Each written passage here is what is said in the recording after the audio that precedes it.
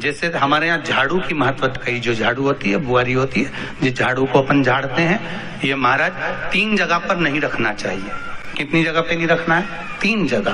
पहला, जिस कमरे में पति पत्नी दोनों सोते हो उस कमरे में झाड़ू कभी मत रखना, क्योंकि पति पत्नी में क्लेश बना ही रहेगा, आपस में प्रेम स्नेह नहीं रहेगा। जिस कक्ष में पति पत्नी सोते हो रहते हो उस कमरे में झाड़ू कभी नहीं होना चाहिए, बुआरी नहीं होना चाहिए। दूसरा, जिस कक्ष में हॉल में लोग आकर बैठते हो और वहां कोई सोफा सेट लगा हो, कोई पलंग लगा हो, उस पलंग के नीचे, उस सोफे के नीचे झाड़ू नहीं होना चाहिए। सास और बहू का संबंध अच्छा नहीं रहता, विवाद होगा ही, ये पक्का।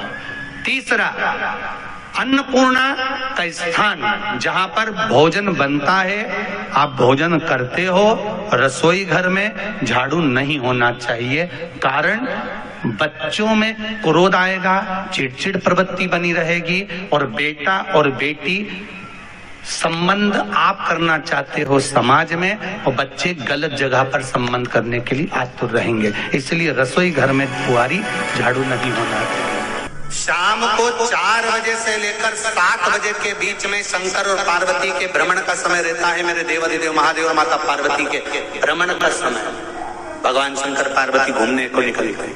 इसलिए हमारा सनातन धर्म कहता है शाम के समय पर माताओं को झाड़ू नहीं लगाना चाहिए, शाम के समय पर माताओं को चूड़ी बिछिया नहीं बदलना चाहिए, शाम के समय पर माताओं को मांग में सिंदूरा नहीं भरना चाहिए, शाम के समय पर माताओं को बाल नहीं बांधना चाहिए, शाम के समय पर माताओं को चौखट पर नहीं बैठना चाहिए। उसका कारण क्या है? क्योंकि पार्वती जी ने भगवान भोलेनाथ जी से कहा था कि तुम मुझे रोज शाम के समय प्रदोष काल में भ्रमण के लिए लेकर जाते हो, मेरे लिए आज्ञा क्या है? शंकर भगवान ने कहा, सुनो पार्वती, मंदिर के अंदर नंदी रहता है, जाने वाला यात्री जब मंदिर में मेरा दर्शन करने आता है तो नंदी के कानों में कहकर जाता है कि शिव जी को मेरे यहाँ लेकर आना।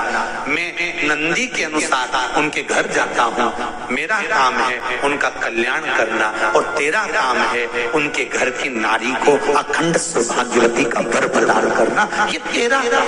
तब पार्वती माता ने कहा, अखंड सौभाग्यवती होने का वर मैं तो दे दूंगी, पर उस समय पर माताएं चूड़ी बदल रही होगी, हाथ से चूड़ी निकाल रही होगी, तुम्हें वर कैसे दे सकती हूँ? मांग भर रही होगी, तुम्हें वर कैसे दे सकती हूँ? उस समय पर